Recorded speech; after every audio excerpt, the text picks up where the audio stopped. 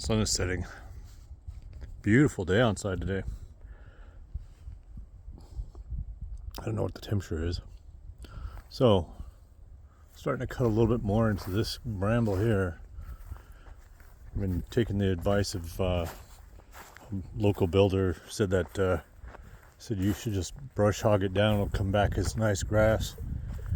You know, right now it's just sacrificing trees, and I kind of agree with him. And there's not a whole lot of really, good species of trees. There's an oak there and a pine here that would be probably in the way. There's another little oak right there. I don't know if you can see that in there, but pretty small. Probably, I hate to say it's not a bad loss, but I'd like to keep it as much as possible.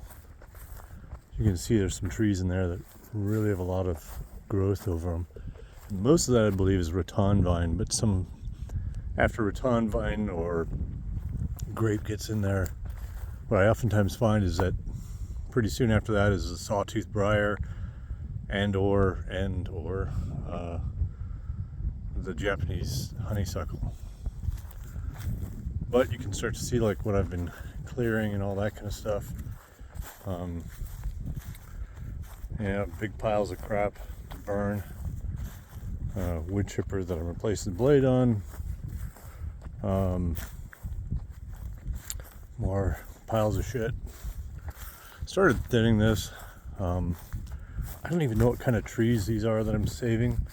I think one of them is actually a black cherry, which is a nice, useful tree.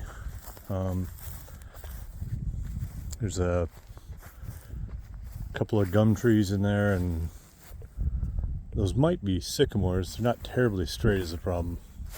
And then a bunch of little twigs out in front. I don't know if I should even be, bothering too much. It's kind of nice to have a good mix of sizes of trees, but they are definitely too close to each other, and they're like these little, pockets of trees that probably came up from a, seed pot of some sort. So I've just been running the tractor reverse with the brush hog as far up as it'll go before it starts bogging down. And each pass I can get deeper and deeper in there. But this guy that I've been talking to today suggested that he would run his skid steer with a brush hog up and down this. And there you can see this tree here. This is what I see happens. See, in the bottom here, you can see these are rattan vines, and then these are the sawtooth briar. And yeah, they tend to even kind of girdle the tree, as you can see. But it is a native, which is really unfortunate. So is the sawtooth briar. You see the Japanese honeysuckle right there, center of the screen, starting to creep in there. Of course, a lot of this that you see in here is everything. It's Japanese honeysuckle, sawtooth briar, rattan vine, multifloral rose, all kinds of crap. And look how thick it gets. I mean, Jesus, it's a mess. But the good news is, we saved some of these trees, maybe. I don't want to, he kind of suggested everything should go. Yeah, little bird's nest from last year. Oh, look at that. Now see, this is what happens with the Japanese honeysuckle. See, it starts getting bigger and thicker, and then it starts to wrap as well. This one, yep, that's probably still alive. You can see that, but it's wrapping right there around this. And it's probably pretty high up there. But it's probably back into the tree here. Anyway, let's see. So yeah, there's a lot to cut out, and it's really suffering pretty hard through. God, it's so embarrassing.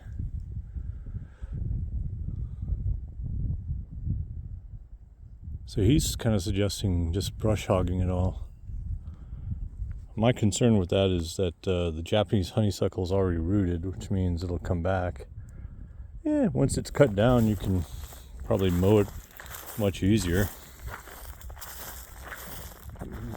Not everything needs to come out, but it'd be good to be able to get back in there and thin this a bit. So maybe it's a good idea. Once again, rattan vine, sawtooth briar, Japanese honeysuckle. What a mess. You can see, I don't know if you can see that, the vine in there is probably 2 inches in diameter. And you can see there's like a rock wall formed in here. What they did was they pushed up all the rocks out of the field and everything, just right up along the edge. And so what we're actually standing in at one time was probably part of the field for growing hay. Or cattle, whatever. Oh. Love to get this tackled before next year. So this guy that suggests you could do this, I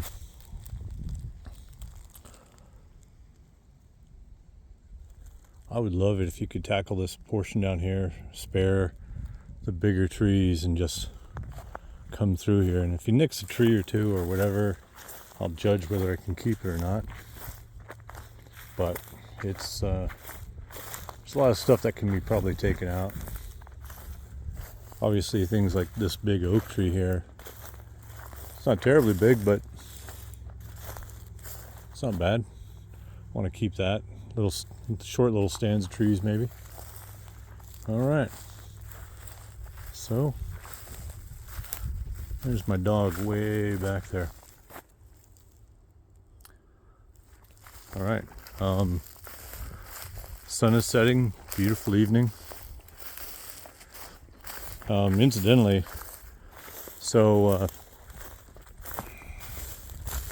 I don't know, many of us had probably had this debate a few times about whether we should just build a barn or a workshop, live in it, and start using it for,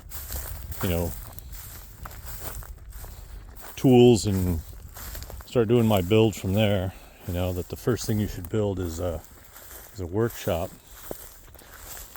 And I definitely kind of believe in that, but at the same time, it'd be nice to live out here so I had more time to do stuff. So I'm kind of thinking that I might put a garage, like a 3-stall garage there. It won't be used as a garage initially, sad to say. I'll probably 2 bays of it I'll live in, and 1 bay will be used for tools. I'll probably have the generator, but I'll probably do solar power. It'll be a little rough for a while. See if my well guy will put in a ag well or something like that here. Build a small septic system and move out here. That's kind of the thinking right now. If I could live out here, I can start tackling this better and better.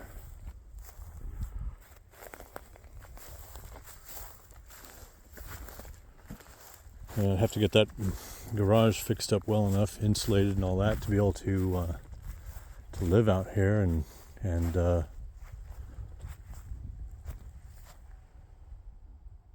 through the winter and everything. I mean, I suppose worst case scenario, the bone.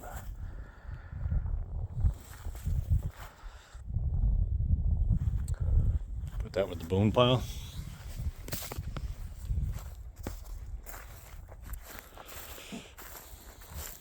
Oh, sorry. There we go.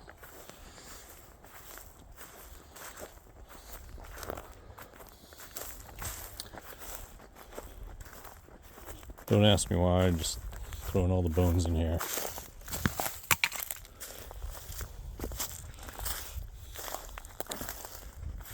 Found a couple deer. Hard to say how many points that was. And then there's this one. One of my neighbors probably shot it and couldn't find it. If you count it, I guess each side is a individual point or something like that. It's got to be an 8-point buck. Anyway, I don't really. It's not my concern. Just wish they wouldn't leave deer all over my place. So I still like the idea of building up there. I'd love to be lower. This guy that I'm talking to says he could probably do it in a half a day. Don't know how long it would take to do the road. He's $150 an hour.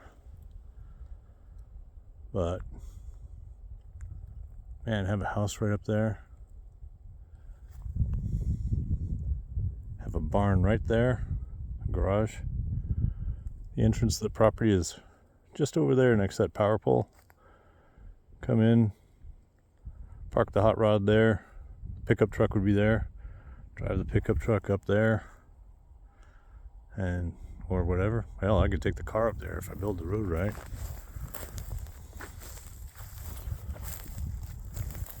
But I can keep my cars and everything out here, and this is facing north, incidentally, so I'd have a southern view. Might be a little hot. But since I'd be living in it, it would have a mini split. It'd be insulated. And it had electricity and probably a well and septic. It's not the worst way to go, I suppose. Pretty sure it wouldn't be the Taj Mahal of dwellings, but might be all right. Anyway, you can kind of see it's going to be wicked beautiful out here come the fall.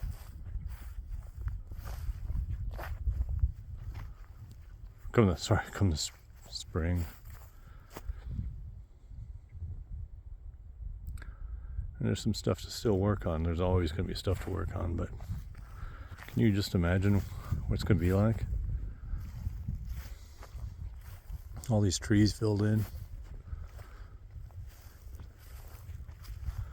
And as you can kind of tell, it's pretty early. Because this is down kind of in the valley, it's not really sunset yet, but it hides behind those hilltops pretty quick. All right, well, enough shooting the breeze. Enjoy your evening.